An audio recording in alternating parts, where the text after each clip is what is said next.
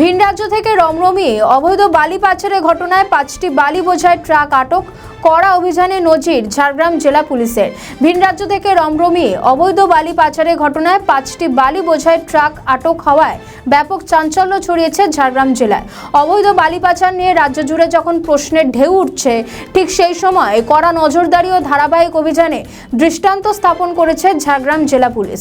রাজ্যের বিভিন্ন প্রান্তে অবৈধ বালি তোলা ও পাচার ঘিরে একের পর এক অভিযোগের মাঝেই বালি পাচারের বিরুদ্ধে কঠোর অবস্থান নিয়ে আলোচনায় এসেছে ঝাড়গ্রাম পুলিশ প্রশাসন।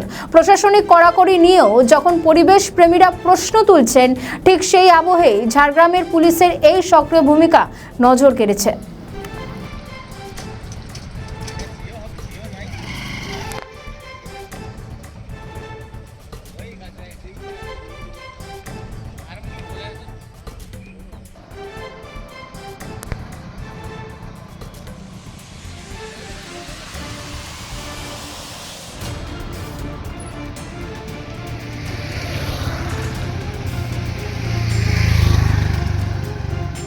আমাদের ভিডিও ভালো লাগলে লাইক ও শেয়ার করুন, কমেন্ট সেকশনে আপনাদের মতামত জানান।